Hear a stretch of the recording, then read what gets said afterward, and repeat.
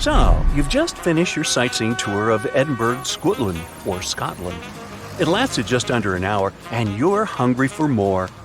You ask your guide if there's anything else to see, and they start talking about a mysterious underground city. You ask how long it takes to get there, and you're shocked by the guide's answer. You're standing on it. It's right under your feet. South Bridge?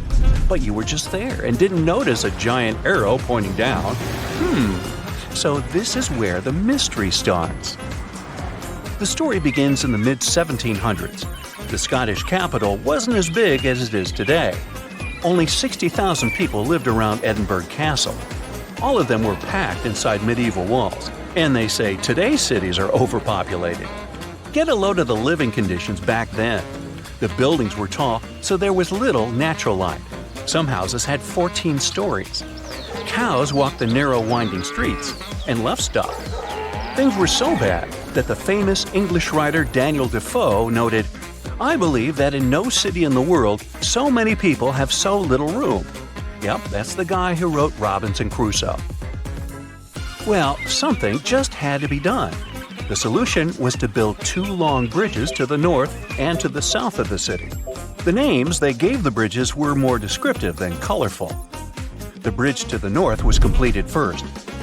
In 1785, construction on the second bridge got underway. It was going to connect the main pedestrian street in the north with the university buildings in the south of Edinburgh. But don't think of this construction as a modern bridge over a river. It was more of a viaduct, a type of bridge that connects 2 hills across a valley.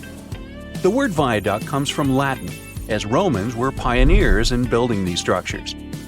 Their capital was built on 7 hills. And just to be copycats, Edinburgh also straddled 7 major hills. Only 2 are visible today because the city has been built up. Now, back in the 18th century, the construction of the South Bridge was a remarkable feat of engineering. It took the builders only 3 years to complete it. 19 stone arches spanned a chasm that was 31 feet at its deepest point, and the length over 1,000 feet. Impressive, even for today's standards. But what does a 2.5 centuries old viaduct have to do with an underground city? Well, it is the city. You see, they designed Southbridge to be hollow on the inside.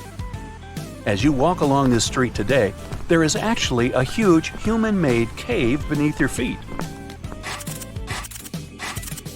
The popular name for this set of chambers is the Edinburgh Vaults. But what was the purpose of this space?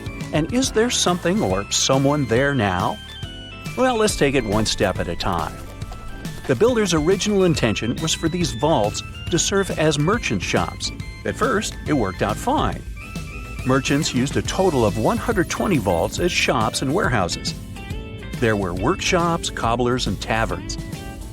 But as time went by, a major design flaw came to light. The stone was leaking, and the vaults were damp all the time. There was even flooding. The builders forgot to waterproof the structure. The merchants feared the water would damage their precious goods. After just a couple of years, the first tenants started moving out. Once legal trade moved away from the vaults, the city's poor moved in. And not only them, but all sorts of shady characters. Historians don't know much about this period, since there are no written records. But even the squatters had to leave soon. If you couldn't do business in these vaults, how could you live in them? It was damp and cold, and there was no ventilation, sanitation, or natural light. It really stunk. Every real estate agent's worst nightmare. Just 30 years after their completion, the Southbridge vaults were abandoned once and for all. But at a street level, business was as usual. The officials decided to fill the vaults with rubble for security purposes. Buried and forgotten, the memory of a once teeming merchant quarter of Edinburgh slowly faded from people's minds. Now, this is where the story gets a bit weird. During the 1980s, a Scottish rugby player accidentally found a tunnel leading into the vaults. The athlete didn't waste any time and started excavating the vaults with the help of his son. Several tons of rubble, and a decade later, the Southbridge vaults have been restored to their former glory, so to speak. They were again dark and damp, as they were back in the 1700s. There were many interesting finds in this underground city. The vaults were littered with oyster shells, which were the standard diet for a working-class resident of Edinburgh at the time. Other finds, such as shoes and empty bottles, suggested that people actually lived in these claustrophobic vaults. Think of this the next time you see someone trying to rent their garage as an apartment. So, your guide was right. There really is a hidden city under the streets of Edinburgh. Well, at least one street. You have now gone down from the main pedestrian street into Cowgate. You look up and there it is, the only visible arch of the once impressive bridge. You are now searching online to book a tour of the vaults. You just have to see this place with your own eyes. But the Scottish capital isn't the only city with a mysterious underground. The historic region of Cappadocia in central Turkey hides no less than 36 cities beneath the ground. The biggest and the most impressive one wasn't discovered until 1963. It was built during the Byzantine era to protect the local population from invaders. We have similar structures made out of concrete in our cities, but the level of the Turkish underground city is really impressive. There are several levels, like in a multi-story car garage. The caves and tunnels lie 197 feet underground. That's 2/3 of the Statue of Liberty's height. The city could house 20,000 people at any given time, complete with livestock and food. The smell. Anyway, 20,000 is the average attendance at Major League Soccer matches today. You might want to add a field trip to one of these places the next time you go to Turkey.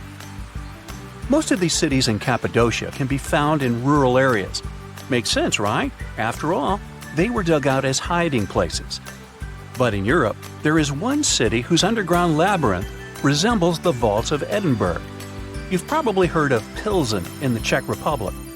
But hold on a second, this isn't going to be a story of the most famous local product, something brewed perhaps?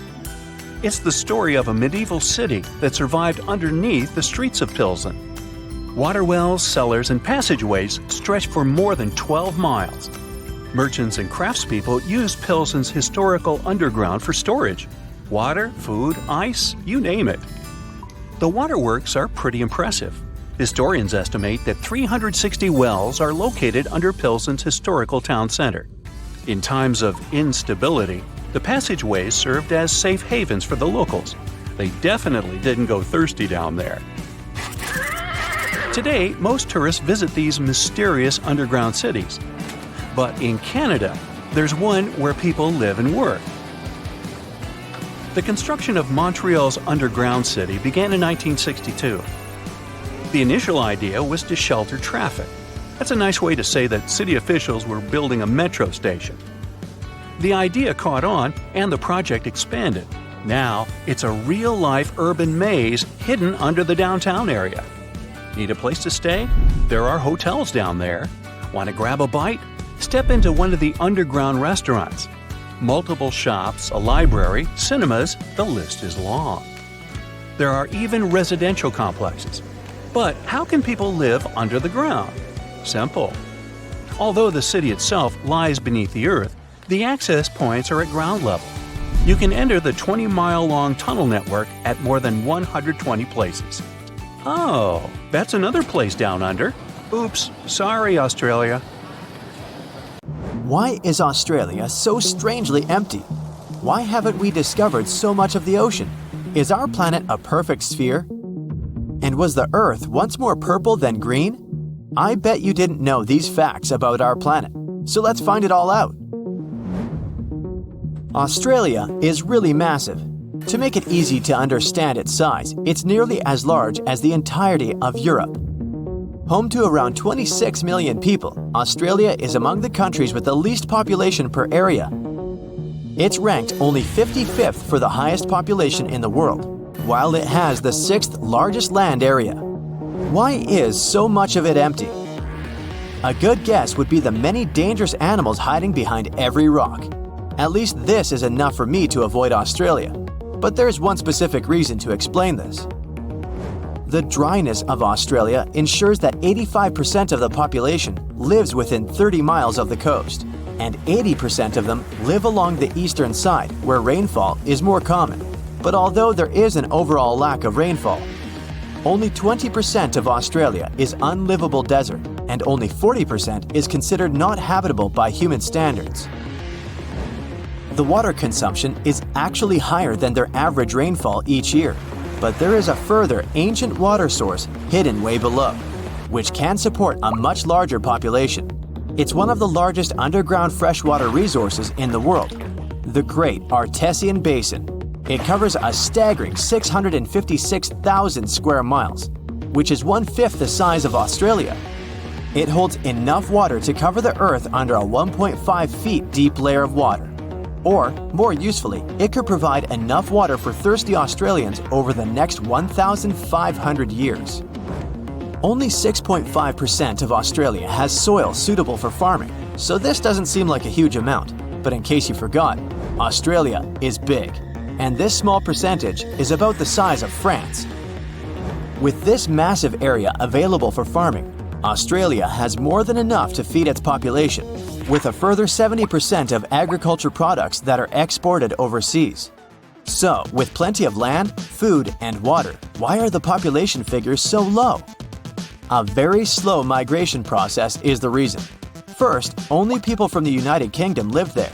Then, they opened their borders to other Europeans, and this restriction remained in place until 1973. You would think almost 200 years would be enough time for a lot of people to migrate, but Australia was just so far away. The risk of traveling such a long way and the cost of the journey meant that people from Europe prefer the shorter and cheaper options to migrate elsewhere, like Canada or the USA. For the past 2,000 years, people have understood that Earth is round. But did you know that it's not a perfect sphere? Through the wobbly rotation of Earth, our planet constantly changes its size, very slowly of course. The North and South poles are surprisingly flat. Earth is pretty much like a ball being squished. Imagine there's a giant hand with the fingers pressing at both poles. Because of this pressure, the equator pushes a little outwards. Along with an uneven gravitational field, Earth has loads of gravity glitches, some positive and others negative, creating an uneven, rocky, and bumpy surface. Some places on Earth have more gravity than others. If you weighed yourself along the equator, you would weigh 0.5% less than at the poles. Not a whole lot, and definitely not worth the trip to change your weight. If you were to measure the length from the center of the Earth towards the furthest point of Earth, you would be shocked that Mount Everest isn't at the end of it. Instead, it's along the equator, which is the pushed-out part. Ecuador's mountain Chimborazo would actually be the tallest point on Earth, as it's the furthest from the center. We still have around 80% of the ocean to map, which is crazy considering how much of the solar system we've explored in comparison. But we're still aware of many of the unbelievable details about the ocean. It covers over 80% of the world's surface, where 94% of the Earth's wildlife lives. And from some of the life in it, up to 80% of the world's oxygen is produced mainly from plankton, algae, and bacteria. One of the most famous, already mapped places is the Mariana Trench.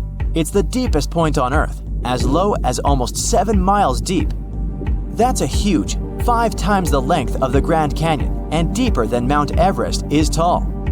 It's also home to one of the most ancient seabeds on Earth, casually laying low for about 180 million years. The pressure at the bottom is over 1,000 bars, but although this is 1,000 times more than normal pressure, life still flourishes here. Throughout the ocean, there is an estimated over 3 million shipwrecks lying in the murky depths. Countless artifacts sit there untouched, and there could be more than all the world's museums. The mid-ocean ridge is the longest in the world, reaching 40,000 miles. That's almost 10 times the size of the Andes, the longest mountain range on land. The sun is the reason behind the blue and aqua colors of the ocean. This color isn't from the reflection of the sky, though they are both blue for the same reason. The surface of our planet receives white light from the sun, and it absorbs the orange, red, and yellow light stronger. It doesn't absorb the blue light so much, so it returns to how we see it. Of course, this only occurs based on how pure the water is. If the water is full of mud or algae, they scatter the light and overpower the water's natural blueness. There are many factors that determine what color we see on our planet. Could you believe that the Earth was green before? Instead, it was purple. Chlorophyll in our atmosphere absorbs mainly blue and red wavelengths from the sun and reflects the green ones to what we see our planet as today. Long ago, ancient microbes called retinal dominated the Earth instead of chlorophyll. They absorbed green light and reflected red and violet light. Those microbes had a simpler structure, so they were easier to produce in the low oxygen environment of the early Earth. They provided our planet with a purplish color instead of green. But chlorophyll is more efficient, and as the Earth was developing, it eventually took over. Imagine that billions of years ago, faraway observers could see our home as a small purple dot. I wonder if we could have also been purple. Probably not. The biggest tree on Earth is a giant sequoia named General Sherman. It stands over 280 feet, almost reaching the height of a 26-story building. They believe it to be 2,700 years old, with a circumference of 1,000 inches. Its weight is a staggering 1,800 tons. That's heavy, but it isn't the heaviest living thing on Earth. In Utah, a huge grove of trees called pando works like a single colony of trees. The massive root system connects all of them together with up to 47,000 stems. It weighs up to 6,000 tons and is 80,000 years old. It makes it the oldest living thing known to humans. Now, what about the biggest area of one being? Off the coast of Western Australia, a seaweed grows to an unthinkable size. The Poseidon's ribbon weed has been growing for 4,500 years, spreading underground clone shoots. It's all connected and shares the same DNA with most of its shoots. It covers a massive 77 square miles, the same size as 28,000 soccer fields, or the size of Nebraska. And it won't stop there either, as it continues to grow by 2 feet each year. It's hard to even picture the scale of these enormous beings. Now, just imagine if they were all purple. Your geography teacher must have told you there are 7 continents in the world. In 2017, scientists made an announcement that changed this universal truth: the discovery of Zealandia. They called for a change in world maps and provided us with some proof, of course. First off, let's take a look at the ocean floor near New Zealand. The continental shelves of this mysterious continent are chilling at a depth of around 3,280 feet below sea level. The nearby oceanic crust dives even deeper at 9,800 feet below that. All of that is giving us those continent vibes, with varying altitudes from deep below the ocean to the majestic Mount Cook, standing tall at 12,217 feet above sea level. Brave geologists have gone deep down to collect rocks from the ocean floor. They found that unlike the nearby oceanic crust, which is made up of fresh basaltic rocks, the crust around New Zealand is one impressive mix. We're talking granite, limestone, sandstone, and some ancient rock types that are incredibly ancient. All this screams continental crust. Finally, scientists have discovered a narrow strip of oceanic crust that separates Australia from the hidden land of Zealandia. It means these two are separate continents. 85 million years ago, Zealandia decided to break free from the supercontinent Gondwana. Millions of years later, the Earth's tectonic plates, those puzzle pieces that make up our planet's crust, started throwing a wild party. The mighty Pacific Plate, the heavyweight champion of tectonic plates, decided to take a dive beneath Zealandia's continental crust. This process is called subduction. As a result, the root of Zealandia, that connection to its continental crust, broke off and went into the depths below. So you see now that it takes millions of years and a lot of action for a new continent to form. But what if the impossible happened, and a new continent formed overnight in the Pacific Ocean? The next morning, you'd probably spill your morning coffee while watching the news. For this newfound land to be considered a full-fledged continent, it needs to have a surface area like Zealandia and be a large, uninterrupted chunk of land with some water surrounding it. And here comes the twist. The Pacific Ocean has an average depth of 13,000 feet. So, if a continent wanted to join the party, it would have to push a whole lot of rock upward, shaping its way to the surface. A new continent emerging overnight would make sea levels skyrocket. We'd have to say goodbye to geographically low-lying countries like Bangladesh, Senegal, and the Netherlands. The ocean currents would be in for a wild ride too. The North Pacific subtropical gyre, a vibrant hotspot for marine life, would be thrown off balance. Those poor marine creatures who rely on the currents for their journeys would need some new source of navigation. Plus, the creatures that live permanently in one place could lose their main food source. Oceans are like global free-for-alls, but with a new continent in play, the countries situated nearby would be willing to stake their claim on this unexpected landmass. This new continent would be a blank canvas. No lush landscapes or freshwater sources, just rock and more rock. So, if you were dreaming of relocating to this novelty, you have to wait for some serious terraforming to make it habitable. But for now, let's go back to the real new continent of Zealandia. It's actually a microcontinent, which is an official word for a landmass that has separated from a main continent.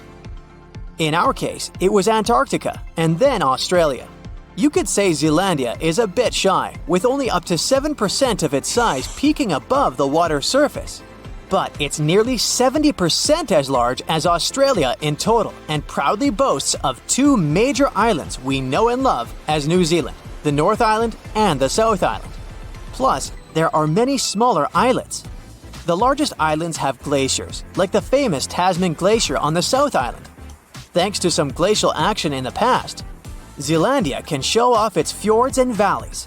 New Caledonia has a tropical vibe with its Oceania and South Pacific connections. The unofficial 8th continent is a hotspot for geological action. Part of it belongs to the Australian plate, while the rest rides the Pacific plate. It has 6 major areas with active volcanoes. And don't forget the geothermal treats. Geysers and hot springs are scattered all over the place, courtesy of the Australian and Pacific plates having a steamy interaction. The underwater world of Zealandia is a treasure chest of mineral deposits and natural gas fields. It's also a scientific playground. During those icy glacial periods, sea levels dropped and more of Zealandia emerged from the depths. The fossils this process left behind are like an encyclopedia of valuable clues about the life that thrived here during ancient times. The search for Zealandia lasted for 375 years. It all started in 1642, when Dutch seafarer and explorer Abel Tasman set on a mission from Jakarta, Indonesia. Back in the day, Europeans were sure that there had to be a massive land down under to balance out their own continent up north. They even had a fancy name for it, Terra Australis. Tasman was determined to become the first to find it. He went west, then south, then east, all the way to the South Island of New Zealand. But here's where things took a turn for the worst. The local Maori people, who had been living there for centuries, didn't exactly roll out the red carpet. They rammed one of Tasman's small boats, and sadly, 4 of the Europeans met their ends. What happened next remains a mystery. But a few weeks later, Tasman sailed back home without ever stepping foot on this mysterious land he believed to be the Great Southern Continent. He never came back. The explorer didn't even realize that he was actually right all along about the existence of a missing continent. And you already know it only became official in 2017. Another lost and found continent isn't hiding in the ocean, but under Europe. It's called the Greater Adria, and it collided with Europe and started to sink under it around 140 million years ago. Today, it lies beneath Italy, Greece, and the Baltics. Its size and even shape match that of Greenland, the world's largest island. Greater Adria is no longer visible, but it left some clues. Parts of it were embedded in the Alps. Other chunks were incorporated into present-day Italy and Croatia on the other side of the Adriatic Sea. Limestone rocks from the former continent started to change once they were under the European landmass. Tremendous heat and pressure spread over tens of millions of years changed their structure. Out goes the limestone, in comes the marble. All the Greek and Roman temples you admired on your summer vacation were constructed using this marble. It was sort of a going-away gift from a long-lost continent. You don't notice this, but our planet never stops moving, and it happens deep beneath our feet. 120 million years ago, Australia and Antarctica were a single piece of land. They went their separate ways, but Antarctica didn't leave empty-handed. Today, there is an oceanic plateau in the Indian Ocean. Long ago, it was connected to another lost continent, the Kerguelen microcontinent. Scientists believe that it made a land bridge between India and Antarctica. To find out what it was like, we can look at a tiny archipelago in the southern Indian Ocean. These islands are all that is left of the ancient landmass. They have a cold climate and feature glaciers because they're so close to Antarctica. But in the past, the climate must have been temperate with plenty of rainfall. The animals and plants would have been similar to those that we find in tropical regions today. The lost continent landscape was probably much like that of New Zealand. Our planet keeps changing, and at some point, all the continents will reconnect with each other, forming one supercontinent again. And maybe then, future humans will wonder, what if our continent broke into pieces tomorrow? The theory of parallel worlds has been discussed in the scientific community for a very long time. Unfortunately, we're not developed enough yet to prove or disprove it. But it's still an interesting theory, and that's why we have a lot of unusual urban legends about the guests from a parallel reality, according to many. Let's check out a few of them. A man from a non-existent country. This story took place in 1851 in a small German village, Frankfurt an der Oder. A lost man came out to the local villagers asking for help. The man introduced himself as Jopar Voren. He spoke very poor German and had a very strong accent. The man himself claimed that he speaks Laxar and Abram, languages that don't actually exist on our Earth. He claimed to be from Laxaria, a country on the mainland called Sacria, separated from Europe by a huge ocean. However, none of these places existed on the Earth's map. People sent Jopar to the local authorities. He talked to a psychiatrist, but the doctor concluded that the man was totally sane. An investigation by the local police also revealed nothing suspicious about him. Jopar Voren claimed that the purpose of his visit to Europe was to find his long-lost brother. He survived a shipwreck and found himself near the village. They showed him a map of the world and a globe and asked him to indicate the place where he crashed, but he didn't recognize anything familiar. He seemed to have extensive knowledge about his homeworld. Jopar named 5 main continents on it: Sacria, Aflar, Astar, Auslar, and Uplar. His story was considered plausible. Scientists from Frankfurt decided to send the man to Berlin for further research. However, during the trip, he had something like a seizure.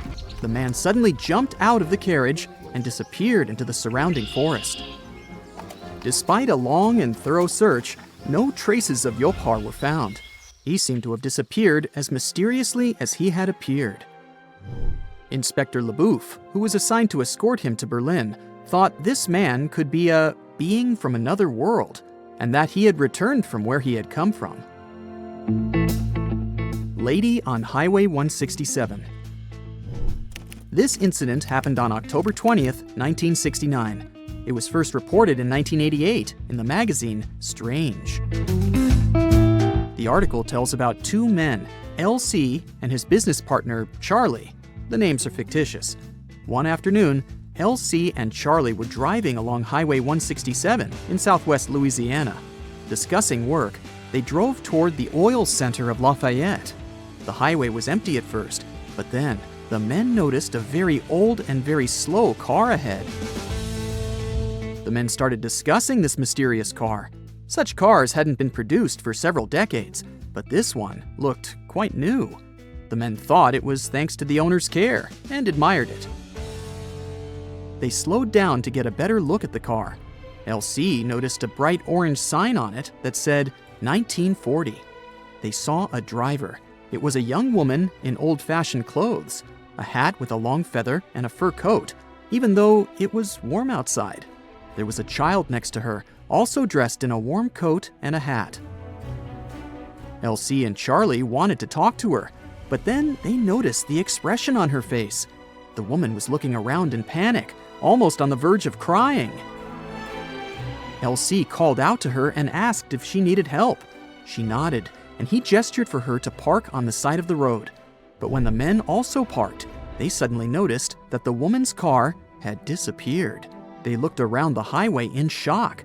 She couldn't have gone somewhere far so fast, but the car was nowhere to be found. After some time, another man drove up to LC and Charlie. He saw everything that happened and claimed that the car had simply disappeared. The men talked about the incident for several hours. When they reached the city, they contacted the police. However, the police couldn't help them in any way. Apart from their words, there was no confirmation of the existence of the car. The case was discussed for a while in local newspapers, and then was forgotten. The Gadianton Canyon Incident. This incident occurred in May of 1972 in southeastern Utah near the Modena Railroad crossing on the edge of the Escalante Desert. Jenna North was driving her father's 1971 Chevrolet Nova. Her friend, Carol Abbott, was in the passenger seat. In the back seat, there were two other girls, Lisa Rockford and Bethany Gordon. It was after 10 p.m. when the girls crossed the Utah-Nevada state line. They wanted to get back to campus before their housekeeper, Mrs. Mortensen, locked the dorm doors. This stretch of Highway 56 in Utah is pretty deserted. There's nothing there but sand and a few plants. The girls were very happy when they finally noticed the Union Pacific Railroad crossing in Modena. But right behind the railing, Jenna noticed two highways.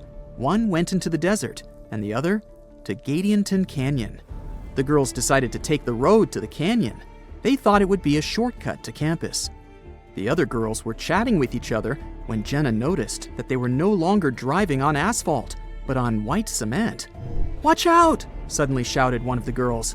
The road ended abruptly at a high rock wall. It was a dead end. They had to go back the same way they came here. And while Jenna's friends were complaining that now they would have to sleep in the car, Jenna saw that the landscape had changed dramatically. They weren't in the desert anymore. Instead, the canyon turned into an open area with wheat fields, pine thickets, and a small lake ahead. A full moon was shining in the sky, which was strange because it shouldn't have been there that night. The girls had no idea where they were, so they just drove to the light ahead. It was some building that they thought was a diner or restaurant. The girls saw a bright neon sign, but none of them could read what was written on it. These symbols were unlike any language they knew. Suddenly, several people came out of the building.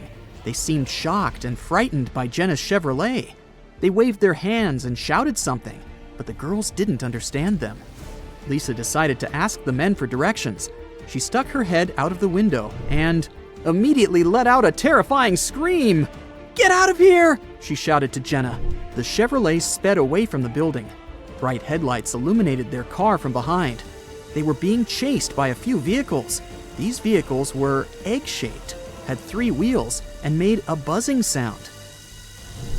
The road ahead led back to the canyon.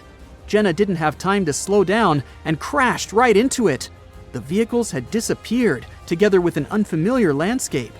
The girls were back in the desert again. Fortunately, none of them were hurt, physically. But Lisa was in a state of shock. She was saying again and again, "They weren't human!" The girls had to help her walk. An hour later, they were able to stop a Utah Highway Patrol car. They told the police their story. The details of the report compiled by the police officer were complicated and confusing. During the investigation, the police couldn't figure out from the tire tracks exactly where the car went astray. The tracks ended very abruptly, as if the Chevrolet had suddenly disappeared. The police couldn't explain how the car could have driven 2 miles without leaving any traces, especially on such solid ground. There are still disputes about this story, but in the end, all versions and explanations of what happened are just guesses. Perhaps we'll never find out the truth. These were the urban legends about interdimensional traveling. Of course, there's no proof that any of these stories are real. Often the truth turns out to be very mundane. For example, the famous man from Taured, who people also called a guest from another reality, turned out to be a simple fraudster named John Allen Kuchar Zegrus. But even so, these stories are still very interesting. Scientists claim that Icelandia was a region between Greenland and Scandinavia that was more than 230,000 square miles, but is now underwater. The Earth was once a large pizza pie, with all the continents connected to each other millions of years ago, otherwise known as Pangaea. The North Atlantic region we know today was dry land from about 335 million to 175 million years ago. For many years, scientists and geologists assumed that the North Atlantic Ocean was birthed as Pangaea began to split apart roughly 200 million years ago. With volcanoes in the region where Iceland is, the country came to be just 60 million years ago as it broke off and sailed away from all the other lands. And since the Earth was like a large pizza pie, it divided like one. Many of the lands split up into many large and small pieces, creating the continents we know today. But this new theory suggests that the result of Pangaea's splitting left out some land that stretched for around 200 miles. And just about 10 million years ago, that piece of land submerged in the waters on the eastern and western side, leaving the tip of the land, which is now Iceland. When plate tectonics move, they grind on each other, which gave shape to our current landscape, all thanks to the mantle. This new radical theory goes against everything written in history books and what scientists have been studying. They began shaking heads, drawing lots of skepticism and criticism. But by analyzing the ocean floor under Iceland and the Earth's crust, we can assume that this idea isn't far-fetched. The crust beneath Iceland happens to be a lot thicker than the typical ones. Oceanic crust is made up of unique melted rocks compared to the land crusts where we walk and live on, and is a lot more denser. The thinnest layer on Earth is the crust, where life takes place. It's essential for water, growing food, gathering natural resources and minerals, and breathing in oxygen. It sinks below to the bottom, but right above the Earth's mantle. It also refreshes itself, since it constantly gets recycled into the mantle and back up. This is why the rocks in the oceanic crust are around 25 miles thick, compared to just 5 miles anywhere else. This is also reasonable given that it's in a hotspot for volcanoes. Magnetic surveys of the ocean floor show layers of molten crust in stripe patterns.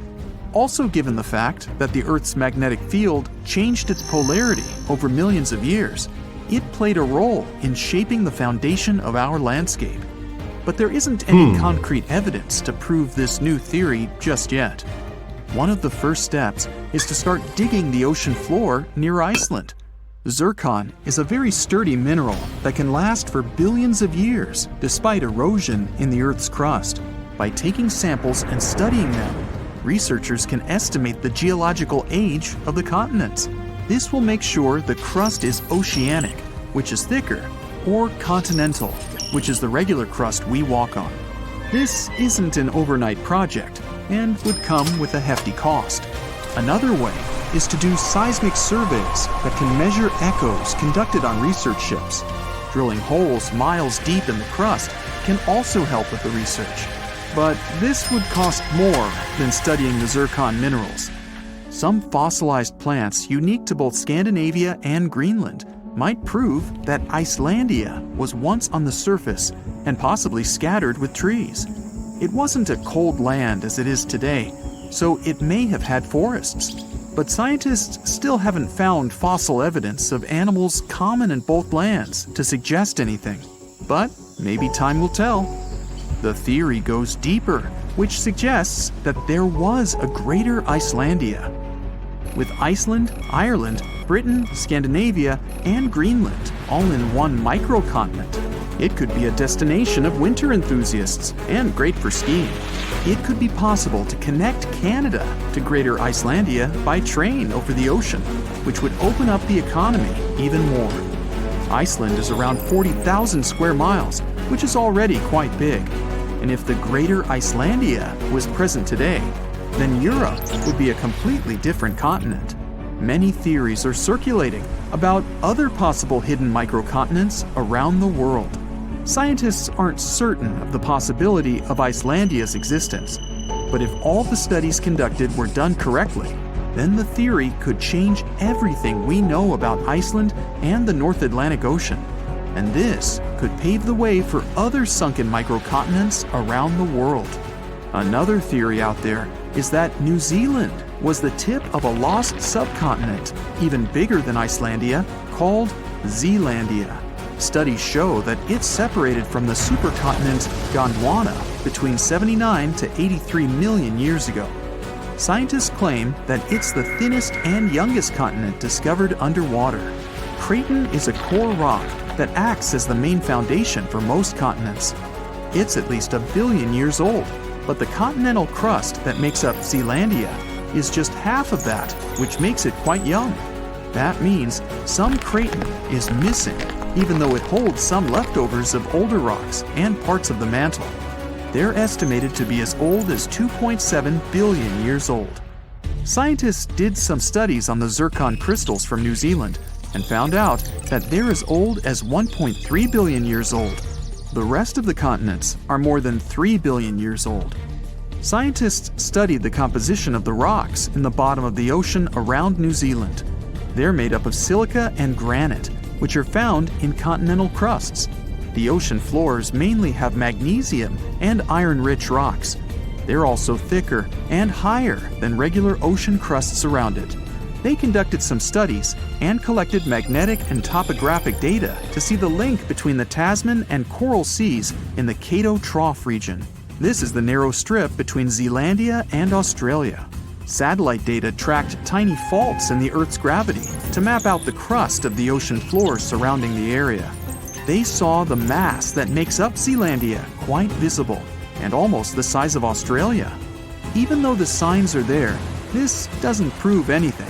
It's possible that there are a bunch of microcontinents which all split apart when Australia broke free of Gondwana.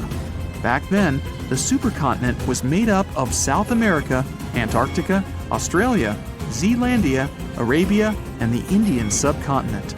New Zealand is already not the biggest country out there, but if the theories are correct, then Zealandia will be 6 times its original size. Mauritius is a young island that's only a few million years old. Just 1,200 miles off the coast of Africa, it's believed that the tiny island came to life around 9 million years ago. The underwater volcanoes in the region spewed out so much lava that it formed the land today.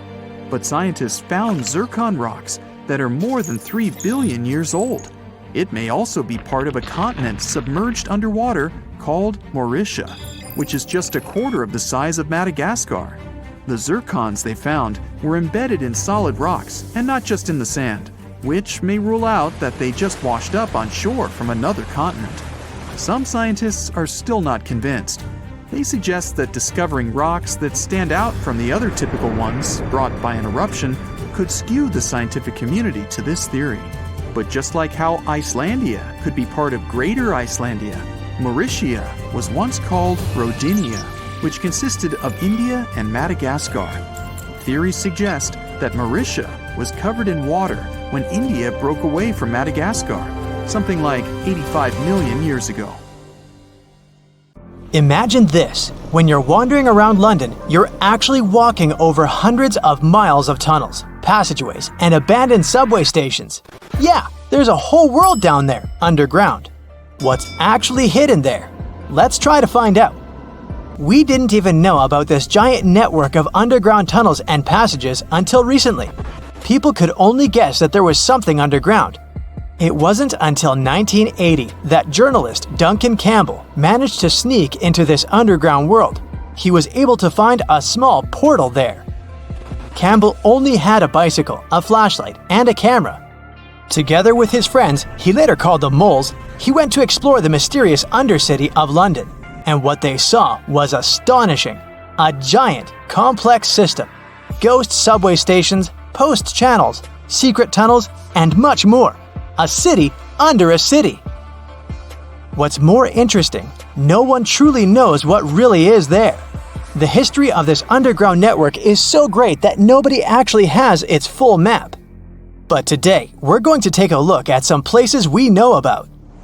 The first type is secret passageways. This includes all shelters and tunnels between famous buildings.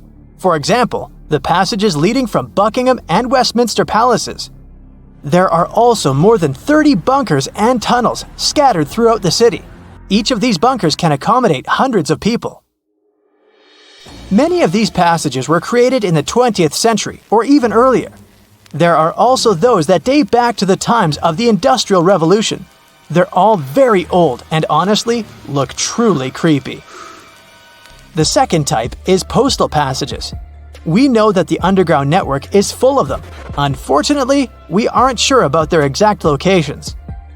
The most famous postal passage is the Postmaster General's secret tunnel. It's right in the heart of London. This passage was created in the middle of the 20th century to transport particularly important messages. This large tunnel stretches all the way to the working East End, breaking up into a network of small passages. And finally, the subway and its abandoned stations. Did you know that the first subway in the world appeared in London? The city's subway system is quite large right now, but there were actually even more stations before. Deep beneath the feet of London's residents lies a network of abandoned tube stations. Almost all of them have remained untouched since the last passenger left their platforms decades ago. There are more than 40 abandoned stations in the city.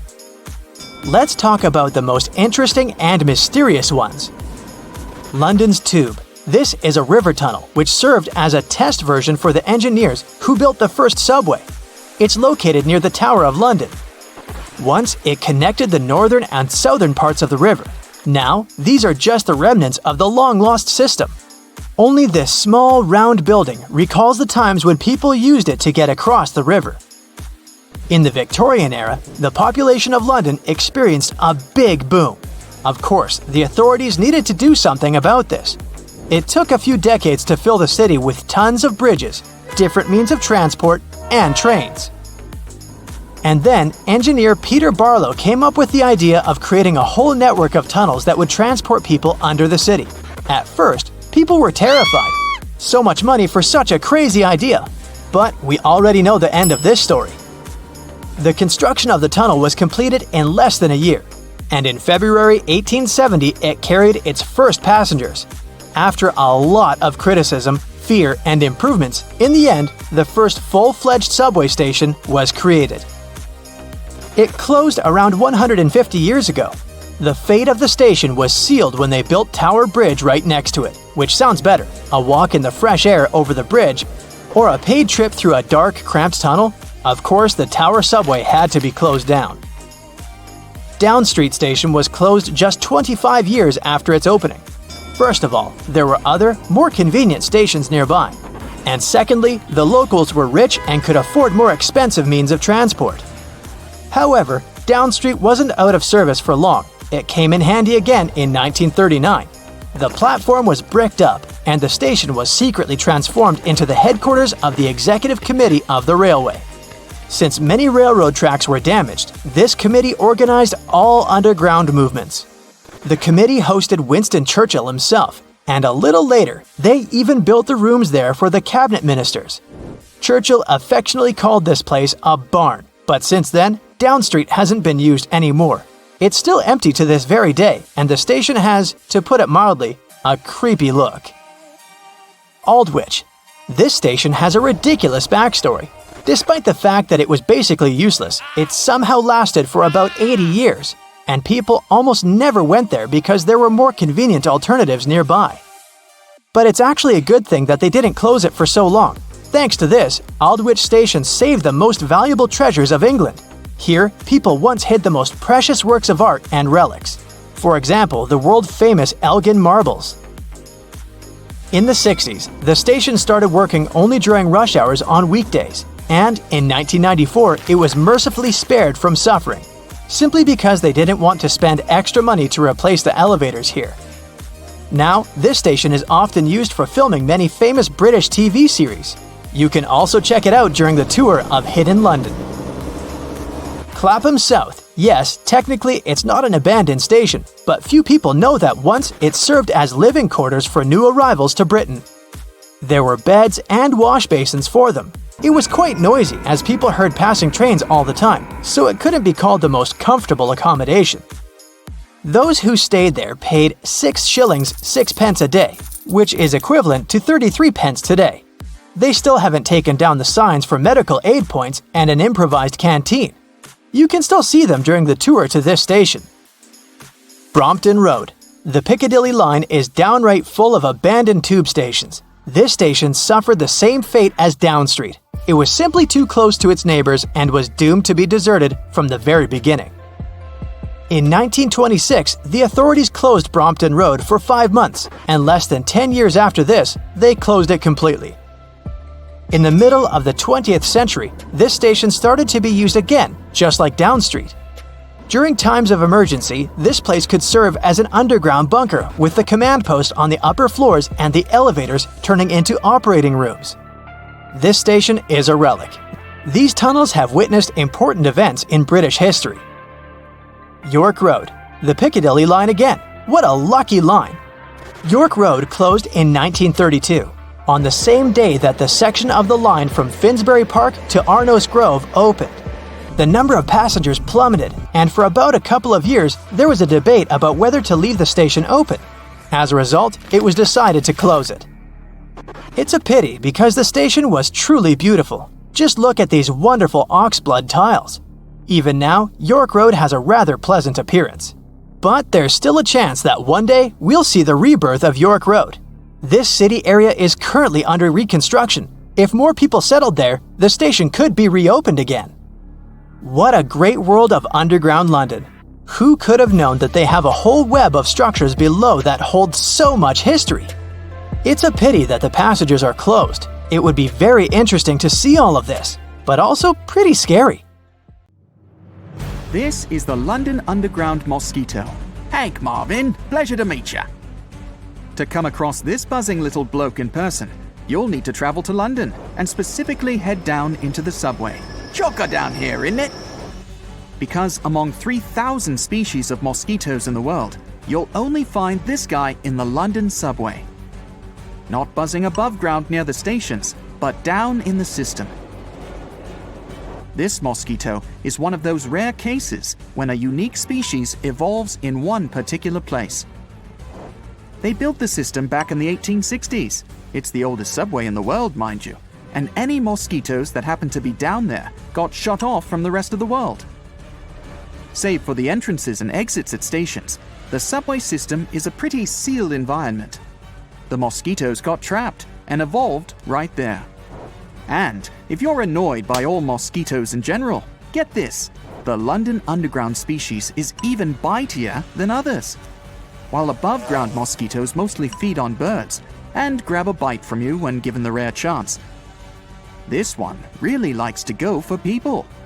That's because it may do with the meals available to it, not birds, but mammals. That is, rats and humans.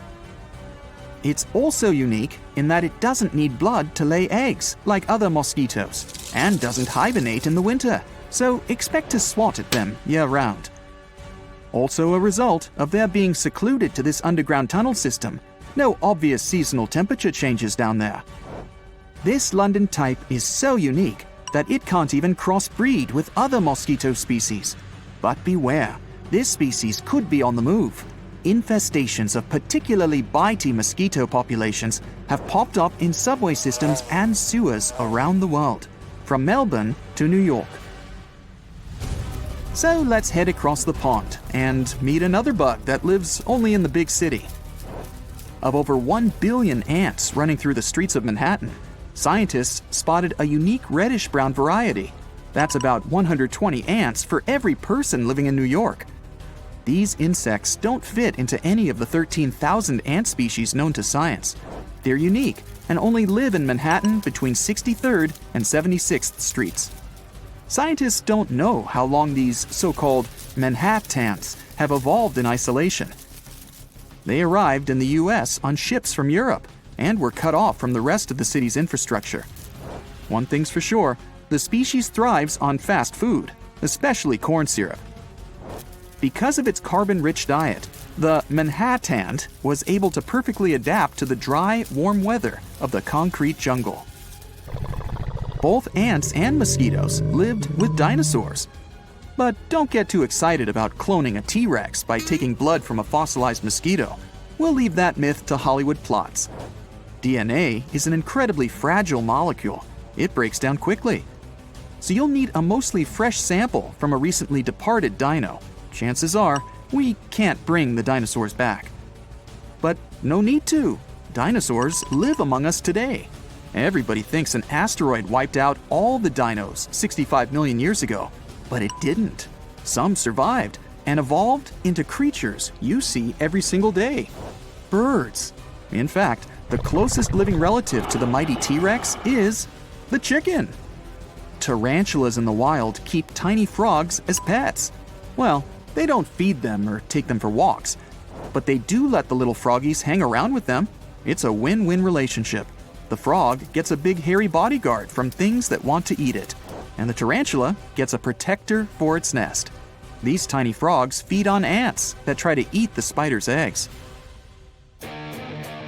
There's no distinct border where our atmosphere ends and space begins. As you go up and further from the surface, the air gets thinner and thinner. At some point, it loses enough density that airplane wings stop working. That's about 60 miles up, and where scientists decided space officially starts.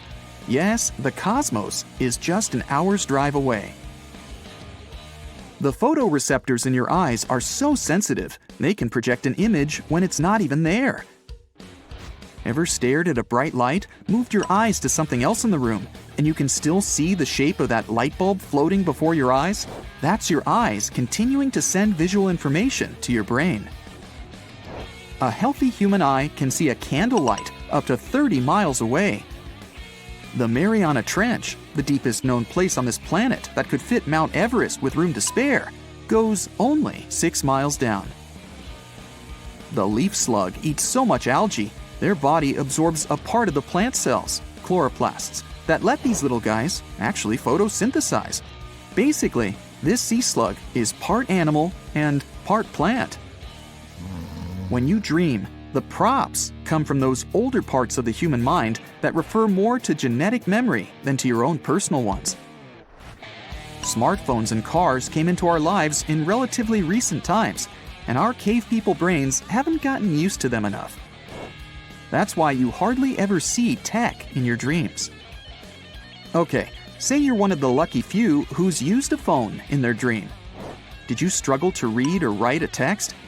It's because the two regions of your brain that help you interpret language are mostly inactive when you're asleep. It's a good trick to know you're in a dream. You won't be able to read words or tell the time on a clock. Imagine if we could record a black hole on video.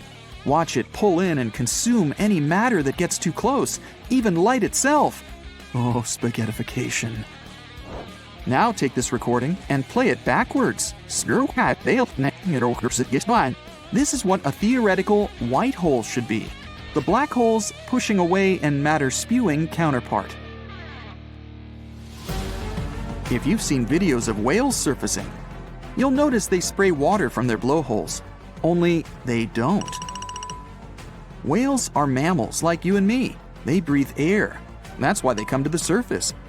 They release old air they've been holding in their lungs and take in new fresh air. That warm air coming from the blowhole meets with cold air around it and forms water droplets, giving the illusion that blowholes are like fountains. Get equipped for any season with brand new Brightside merch. Click the link and grab your print.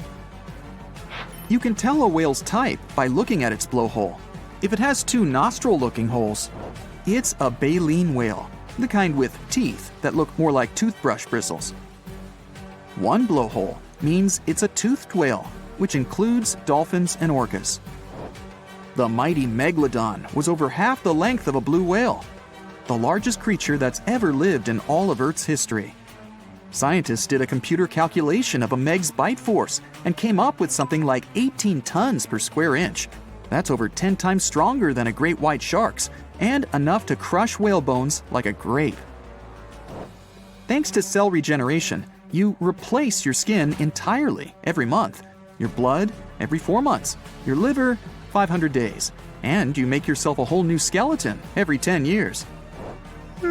Scientists think we yawn to get more oxygen to the brain. When you get bored or tired, you don't breathe as deeply, and it starves the brain a little. The lungs expanding and stretching the surrounding muscles also helps wake the body up. Cicadas are totally unique on this planet in that they have no natural enemies. Since they come out of their underground shelters every 13 or 17 years, no other animal can depend on them as a food source. Scientists believe that early humans lost their fur so they wouldn't overheat while hunting. We instead evolved to store fat to keep warm, which is why your head is covered in long, thick hair. There's no fat on your scalp. A teaspoon of neutron star material weighs 10 million tons. That'd be like squishing millions of Earths into a ball the size of Manhattan. If you could stand on the surface of a neutron star, your body would be instantly squished down and spread into a layer 1 atom thick. Yep, you'd be two-dimensional, just like a cartoon. Get this, 1,000,000 seconds is about 11 days. 1 billion seconds is 30 years. 1 billion steps would take you 15 times around the Earth's equator. And if you started counting from 1 to 1 billion right now, it would take you 95 years to finish. Okay, let's get started. 1, 2. 1 dog year equals 7 human years. That's an oversimplified and widespread myth. Aging in dogs and cats can depend on the breed, size, and their age. For example, 1 year for most dogs equals about 15 human years. That jumps to 24 at age 2 and slows down to around 4 more human years with each birthday. It then speeds up yet again after their first 6 years, especially for larger breeds. Most animals have tails, so why don't humans? It's because we started walking on 2 legs. Tails help with balance, but when your body mass is upright with that 10-pound head sitting on top, you don't need another appendage at the other end to balance it all out. If you're ever on a plane and the landing feels like it was accidentally rough, it was probably done on purpose. A plane's wings produce more lift when they're closer to the ground, pushing it back up into the air. The best way to prevent this is with a firm landing that puts the wheels on the runway as soon as possible. Harder landings also give the wheels more traction on rainy or snowy runways. If your second toe is longer than the big one, you're pretty special. Only 1 in 10 people have this so-called Morton's toe. In ancient Greece, a foot with Morton's toe was considered a sign of beauty. By the way, the Statue of Liberty has it too. Contrary to popular belief, the tongue is not the strongest muscle in your body. That would be your jaw muscle. Plus, the tongue isn't technically a muscle, it's 8 of them woven together. Structurally, it's very similar to an octopus arm. Nope, that wasn't a slip. An octopus does have arms, not tentacles. And they only have 6 arms. The other 2 are legs. Arms have suction cups all the way down their length. Tentacles only have suction cups at the end, and that's what squids have 2 of. If you could open your head and poke your brain, you wouldn't feel anything. It might be the powerhouse of the nervous system, but it doesn't contain any sensory receptors for contact stimuli, aka it doesn't feel pokes and prods. Horse hooves and rhino horns are made of the same stuff as your hair and nails, keratin. Rhino horns curve back because the keratin in the front grows faster than in the back.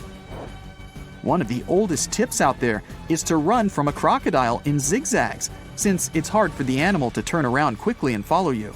This is just a complete myth. Just run in a straight line as fast as you can. Don't bother climbing a tree either. Crocs can climb those too. Don't ever practice your dunking skills on Comet 67P. Its gravity is so weak, your jump would surpass its escape velocity. That's the minimum speed you need to escape the pull of gravity, like rockets blasting off Earth. On this comet, you jump up and go floating off into space. There's a species of giant earthworms that can grow as long as your leg. They live specifically in the Palouse prairie lands of Idaho and Washington. Oh, and these ginormo worms smell like lilies. Dinosaurs had fleas the size of cockroaches. Well, they weren't technically fleas because they couldn't jump high like the modern day ones. But they could get their mouth parts through dino skin. If you swallow gum, it doesn't stay in your stomach for 7 years. That's a myth. Sure, your saliva and stomach acid can't break it down, but the muscles of your digestive tract move it along, and it makes its exit in a day or two.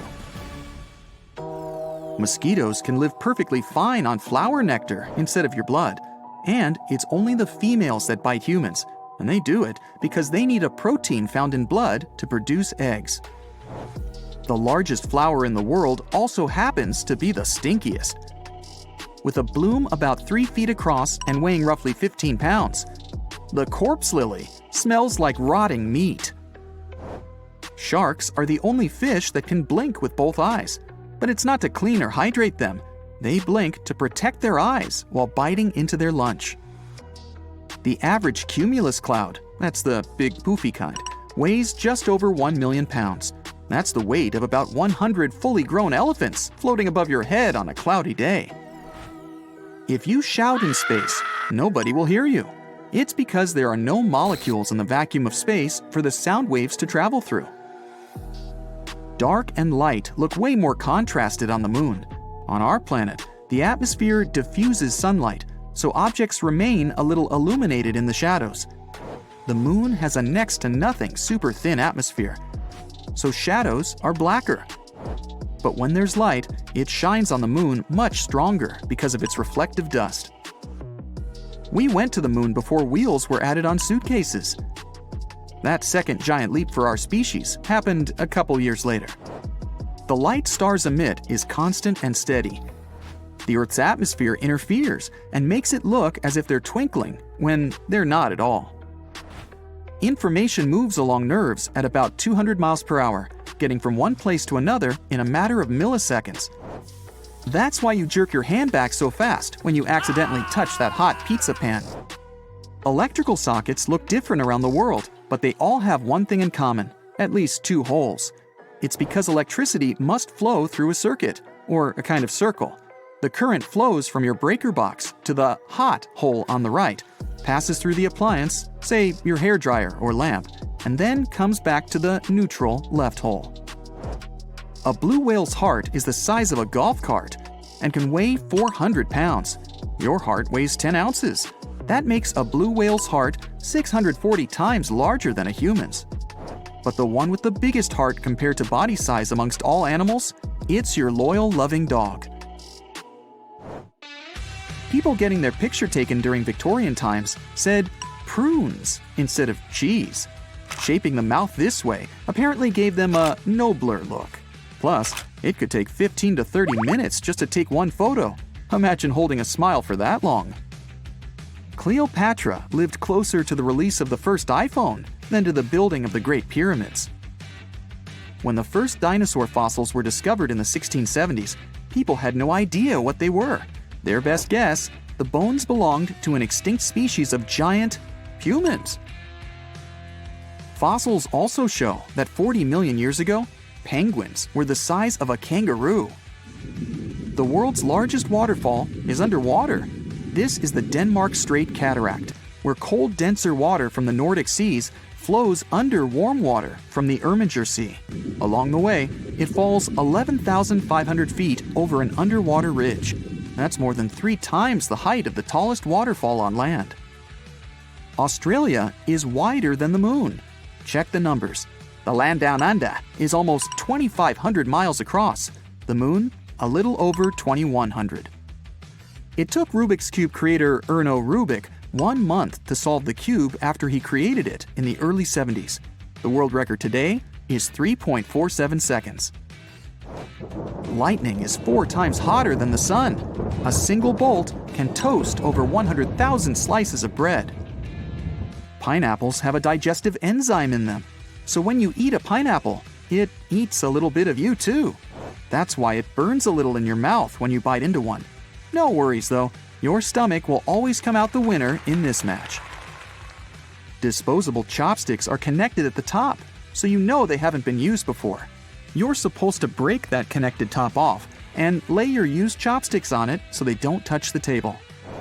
The main function of eyebrows is to protect your eyes from sweat and dirt. That's why they grow toward your temples, to direct moisture to the sides, instead of straight down. But they also protect your eyes from too much sunlight. Without brows, our species probably would have evolved to have really long, thick eyelashes. An average person will grow 600 miles of hair in a lifetime. That's about the distance from New York City to Dayton, Ohio. Point Nemo in the Pacific Ocean is the most remote place on our planet. It's more than 1,600 miles from any coast.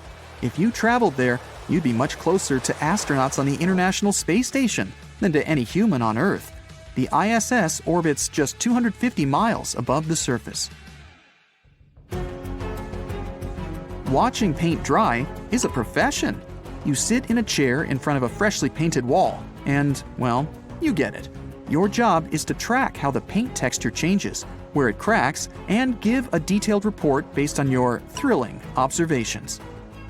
When people used sundials in ancient times, the shadow of the sun went from the left to the right in the northern hemisphere, and vice versa in the southern hemisphere.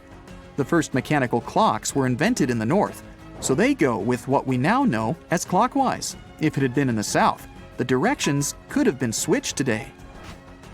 The body's fastest muscles are in the eye, and the blink of an eye is about 1/10 of a second. You do that 20,000 times a day. Next time someone says, "I'll get it done in a jiffy," remember this: scientists say a jiffy is the time light needs to travel 1 centimeter, about the width of your fingernail, in a vacuum. Human fingertips are so sensitive, they can feel ridges in an object, even when they're just 13 nanometers deep. A nanometer is 1/millionth of a millimeter, and a millimeter is about the length of a grain of sand.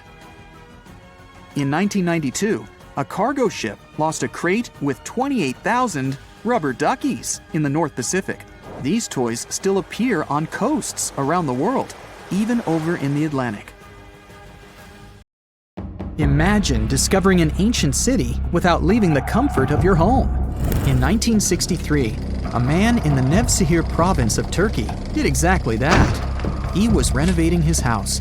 He knocked down a wall in his basement and found a mysterious room. He continued digging and saw a tunnel. This is how Derinkuyu underground city was found. Derinkuyu is one of the deepest multi-level underground settlements of Cappadocia and in all of Turkey. This engineering masterpiece has 8 levels. The inhabitants living on those floors had access to cellars, storage areas, chapels, a school, a study room, and other structures. All floors are connected by an extensive network of tunnels. It's believed that the underground city was built as a shelter. You can't see the construction from the outside. Its depth is approximately 279 feet. The complex was large enough to shelter about 20,000 people, plus their livestock and food supplies. There's also a 180-foot ventilation shaft. People used it both for ventilation and as a well. The well supplied water both to the villagers living on the surface and to those hiding in the underground city. Interestingly, those living on the bottom levels were able to cut off the water supply for the upper and ground levels. This kept the water safe from potential poisoning. The place was designed for protection. The tunnels could be blocked from the inside with huge round rolling stone doors. The passageways were extremely narrow. Potential invaders had to enter the tunnels one at a time. Seems like they thought of everything in the 7th century BCE. Archaeologists believed the Phrygians were the ones who first built the levels. After them, The structure was used and enhanced in Roman times. This was when the chapels were added. The golden time of Derinkuyu, however, was during the Byzantine era. But how did these people manage to create such tunnels? Well, the rock they carved them into wasn't usual. It was soft volcanic rock. It appeared due to a geological process that began millions of years ago. Volcanic eruptions covered the area in thick ash. It then solidified into this soft rock. When the natural forces of wind and water eroded softer parts, only hard elements remained. Fun fact, fairy chimneys are also made of intricately shaped volcanic soft rock, but they formed naturally without any human intervention. I'm still in Turkey, but this time, my destination is Çanakkale, where a myth came to life. For 3,000 years, people believed that Homer's Iliad was fiction and that Troy never existed. In 1863, everything changed. Expatriate Frank Calvert discovered ancient ruins in western Turkey.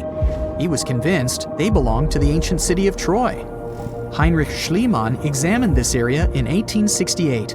That's when Troy saw sunlight again after all those centuries. Troy has complex layers. Over the years, 9 ancient cities were built on top of one another. Historians say that the area was strategically located between Europe and Asia, so it became a prosperous trade and cultural center. This strategic position made Troy attractive throughout history. After the Trojan conflict, the city was abandoned between the years 1100 to 700 BCE. Then Greek settlers rediscovered the area, and Alexander the Great ruled there. The Romans then invaded the city. Speaking of this event, the first thing you would see when visiting the site is a replica of the wooden Trojan horse from a movie shot in 2004. The next stop is Lothal. In the 1950s, Lothal and several other Harappan sites were discovered in India. These new provinces extended the boundaries of the Indus Valley civilization. Lothal was an important part of the Harappan civilization. It had vast cotton and rice fields. Plus, it had a bead-making factory. Beads were made from semi-precious stones, like agate. Many of these beads were later found in Mesopotamia, which serves as evidence that Lothal was a thriving trading port. Archaeologists believe that the city was part of an ancient trade route. Traces of agriculture? Check. Traces of trade? Check. What else? The remains of residential buildings, streets, bathing pavements, and drains. Some real city planning, and impressive examples of early urbanization. The town was well constructed. There were modern houses. Some of them had 6 rooms, bathrooms, a large courtyard, and even a veranda. Lothal also had the world's oldest known dock. It linked the city with the Sabarmati River and the trade route. The ancient Mayan city of Calakmul is located in southern Mexico in the tropical forest of the Tierras Bajas. From 500 CE to 800 CE, Calakmul was home to over 50,000 people. There was a central plaza surrounded by outer districts. And if we count both the inhabitants of all those outer areas and those who lived in the center, Calakmul had a population of more than 1.5 million people. It was a city that was habitable for 12 centuries. It's believed that the place had more constructions than any other excavated Maya settlements in the region. After 1000 CE, the Maya civilization there faced a downfall. The settlement that was once the center of Mesoamerica was almost completely abandoned. The ancient city was at the heart of the second largest tropical forest in America. The site is well preserved, so today, if you were to visit it, you would be able to picture what life looked like in ancient Mayan times. The city remains include architectural complexes and sculpted monuments, defensive systems, quarries, water management features, agricultural terraces, massive temple pyramids, and palaces, not to mention a variety of body ornaments and other accompanying objects. It proves that complex state-organized societies lived in this tropical forest. The Mayans depicted nature in their paintings, pottery, sculptures, rituals, and even food. I'm moving on to a place people thought didn't really exist. The city of Thonis Heracleion appeared only in a few inscriptions and ancient texts. Turns out, it was waiting to be discovered for thousands of years. Scientists searched the majority of the coast of Egypt. But then, archaeologist Frank Gaudio and his team detected a colossal face looking at them from under the water. The ancient city of Heracleion was discovered completely submerged 4 miles off Alexandria's coast. In the ruins of the lost city, there were 64 ships, 700 anchors, and a treasure trove of gold coins. Archaeologists consider a 16-foot tall statue and the temple remains the most important findings discovered by the expedition. Back then, the city had ceremonies and celebrations that took place in the Temple of Amun. The ruins and artifacts were made from granite and diorite, so they were in good condition even after having been in contact with water for centuries. They give people a glimpse into what life was like 2,300 years ago in one of the most important trade ports of the world. The city had a network of canals. You can think of it as an ancient Egyptian Venice. The canals linked many separate harbors and anchorages. Towers, temples, houses, and other structures were also linked by bridges. Thonis Heracleion was the country's main port for international trade and the collection of taxes. No one really knows how the city ended up submerged, but archaeologists connect it with natural causes. At the end of the 2nd century BCE, most probably after a flood, Heracleion got covered with water. Then, Alexandria, the city founded by Alexander the Great, became more glorious than Heracleion. Before Alexandria's fame, Heracleion was the main port of entry to Egypt. So, after the disaster, many ships heading for Heracleion had to change their route and go to Alexandria. Heracleion lost its glory until its rediscovery in 1933. Mesa Verde is an American national park in Colorado. The park is the largest archaeological preserve in the U.S., with more than 5,000 sites, including 600 cliff dwellings. Mesa Verde means green table in Spanish. The name comes from the shape of the mountains in the area, with flat tops and steep sides. The park is an ancestral Puebloan archaeological site. Starting from 7500 BCE, a group of nomadic Paleo-Indians seasonally lived in Mesa Verde. They were hunters, gatherers, and crop farmers. They built the first pueblos in the region. By the end of the 12th century, the Mesa Verdeans began constructing massive cliff dwellings, which are now the best-known structures in the park. We just can't get enough of Mars, can we? Everyone wants to go there, and astronauts are now looking at caves on the red planet where they can live once people inhabit it. The planet itself has some similar characteristics to Earth. Yeah, it's somewhat smaller than Earth, but the time it takes for the planets to revolve around themselves is also similar, which is about a day.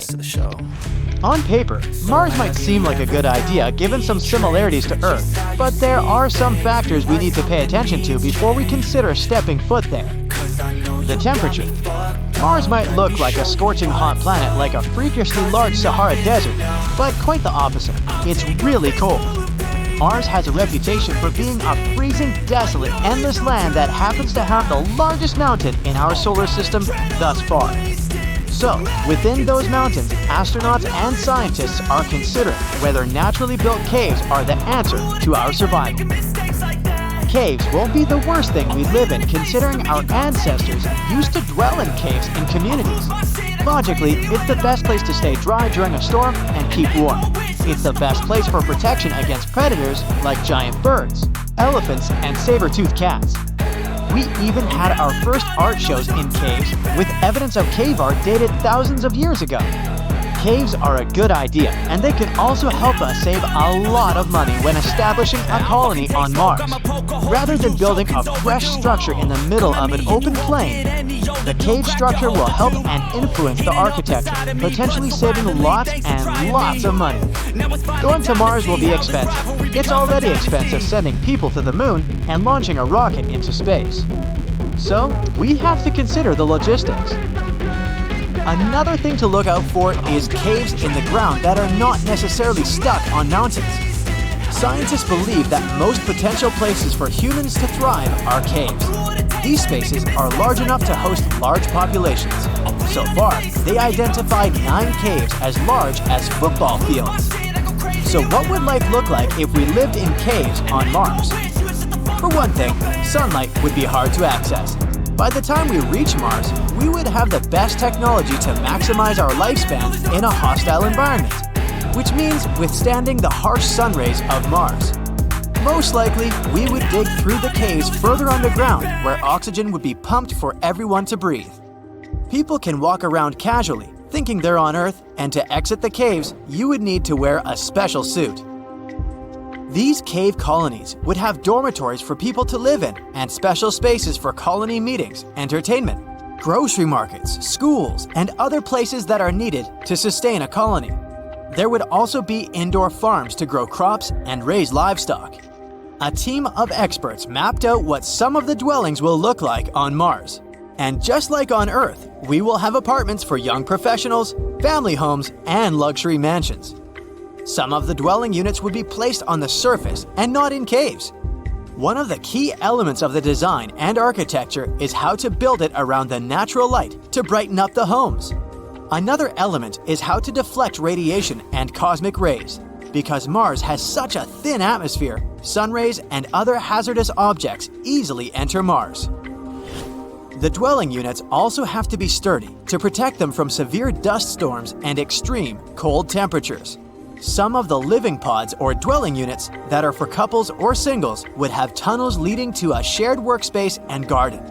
Studies show that even being in the presence of greenery can reduce stress levels significantly. And on the red planet, we would definitely need some greenery. We can expect the family homes to be built within the caves, not necessarily underground. It would be tempting to head outside with the view of Mars, but the large thick glass would prevent anything from coming in and out. Those who are underground with a view rely on LEDs and camera systems to screen the surface landscape of Mars so it acts like real windows. And if you're bored of the surface, you can always switch the channel and watch something else as you please. Maybe a flowing river surrounded by trees. Or maybe a penthouse view of all of New York. The choice is yours. There would be a driveway that leads to a garage so one can enter and exit easily. There won't really be a reason to exit the cave colony except probably to visit other cave colonies. In this case, we would have highly crafted vehicles that will take people from colony to colony on the surface. The vehicles can withstand harsh temperatures and would be constantly transporting people daily. Some people might live in a certain colony and have to commute to work every day in other colonies. Humans might not have to be working in dangerous conditions or on the surface. We would have robots that will do that for us. The thing about robots is that they don't need to be human-shaped to do a job. However, before transporting humans to space, we would need to create some human-like robots and land them on Mars. With the exact physical form, we can determine what would happen to people if they were on Mars. We would have robots for specific tasks, helping us with everything.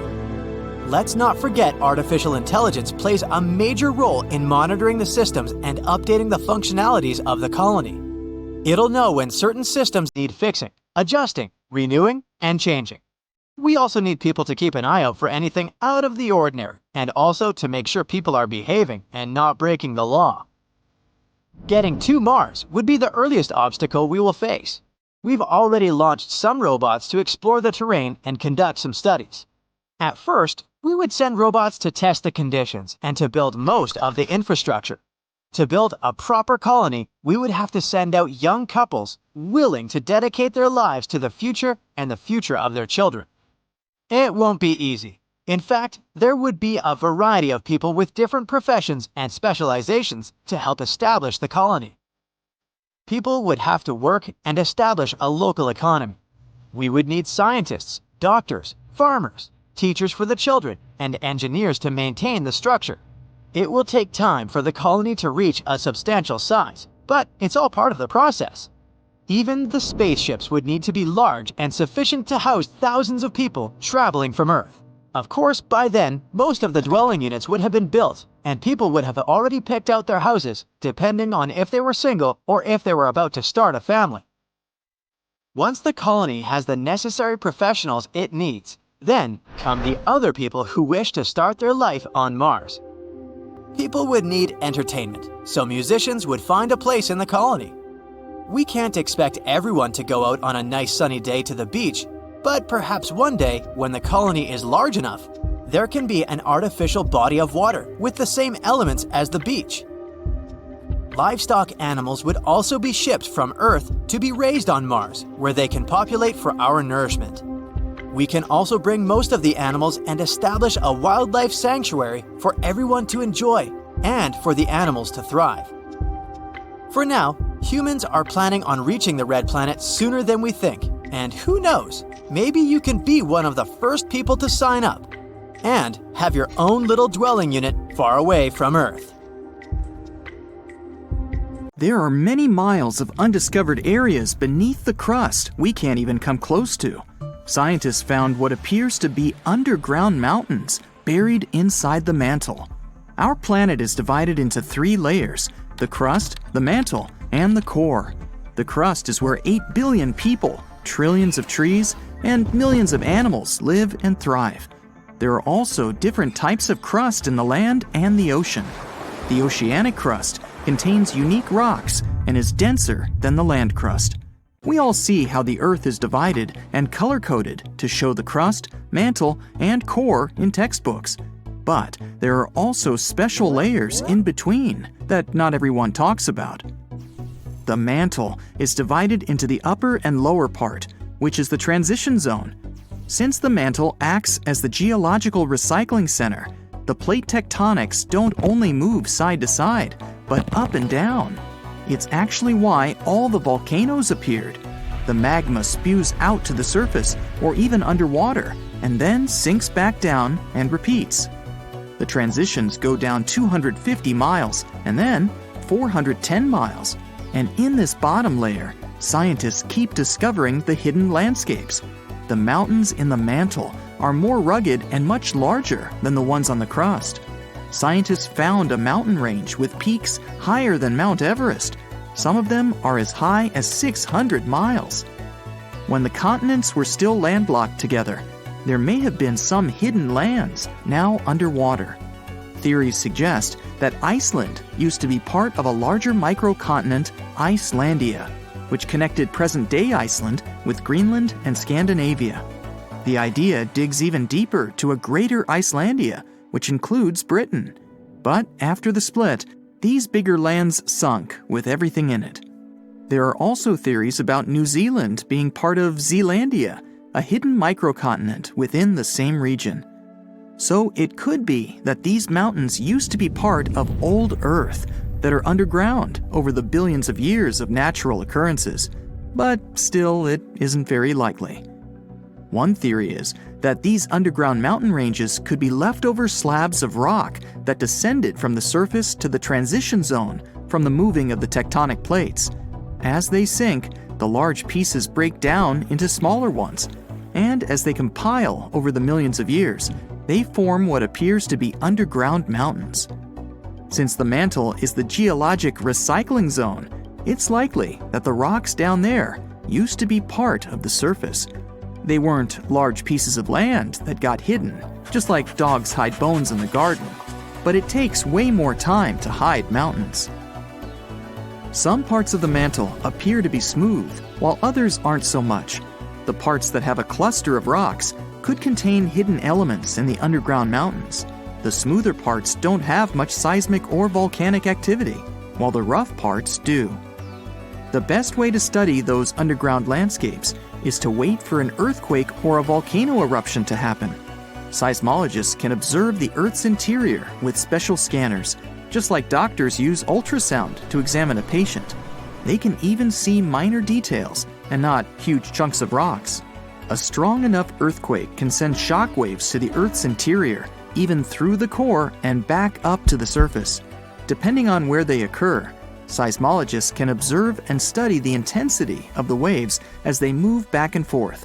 On smooth rocks, the waves can travel in a straight line, but once they reach a rough area, the waves tend to scatter. The temperature and composition of the materials can make the waves move faster or slower.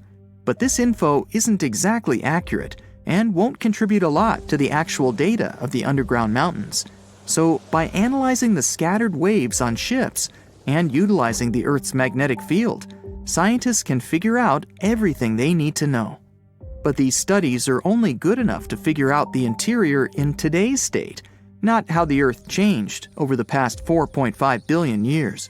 However, scientists are certain that mantle material still dates back to the beginning of Earth's original formation. The question, why not just dig a hole to the center of the Earth and see what's going on down there, might seem logical.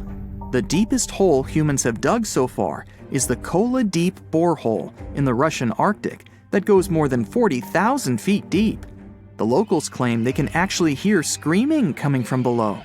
It took almost 20 years to drill as far as they went, but it's literally merely scratching the surface of what's underneath. They dug about 1/3 of the crust, which is only 0.2% to the center of the Earth.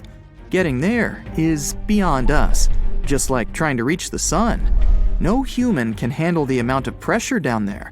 Going down the Mariana Trench, the Earth's deepest point, requires special gear to withstand all the immense pressure. It'll cost a fortune to build that tech to get us to the center of our planet. Evidence of diamonds buried deep in Brazil shows that everything we do on the crust's surface can affect things miles below, even towards the mantle. Scientists dug up 6 diamonds that could hold tiny mineral grains. As they're called in the mineral world, these inclusions have a chemistry composition where they originated deep in the Earth. Typical diamonds are formed at depths less than 125 miles in the upper mantle, where it's extremely hot. The high pressure and boiling temperature down crystallizes carbon and creates diamonds. But humans can't dig all the way down there. They mine them by detecting where a deep volcanic eruption happened that expelled these diamonds to the surface. These eruptions occurred millions of years ago, when dinosaurs used to rule the Earth. They shot out the diamonds that were in the mantle and are now embedded within the cooled-down volcanic material. That's where people mine them. But these special diamonds found in Brazil originated from a much deeper point than usual, which can further help scientists study the depths of the Earth. They can extract these inclusions and analyze them in a lab to tell where exactly these minerals come from. In the lab, scientists study inclusions, each just 15 to 40 microns wide, less than a quarter width of a human hair. They found out that they contained many types of minerals found in volcanic rock on the surface. The carbon composition of the magma from the surface is much different than the ones deep in the Earth. What's crazy is that these diamonds with special inclusions can only be found 435 miles in the lower mantle. With only a few samples of them found, we don't know what else lies beneath us. It's possible that those mountain ranges underground, taller than Mount Everest, can have traces of diamonds all around, which would prompt excavators to dig them up and saturate the market with them. These diamonds are less flawed than the usual ones and might even come in many sizes. It's possible to see diamonds as large as a car or as small as a grain of rice. There might even be new diamonds with different chemical compositions than the ones we find near the surface. The largest diamond in the world is the colonies, which can fit in the palm of your hand. It weighs around 1.3 pounds and is 3,100 carats. It was found in 1905 in South Africa. For anything to exist on Earth, you need carbon.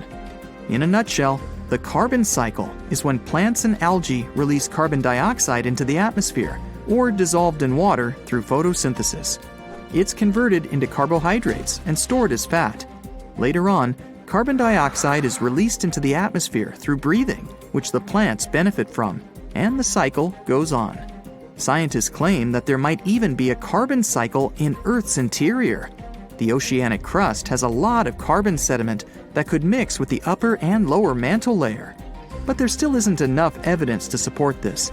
The deep diamonds might be the key to popping open that theory. Only time will tell.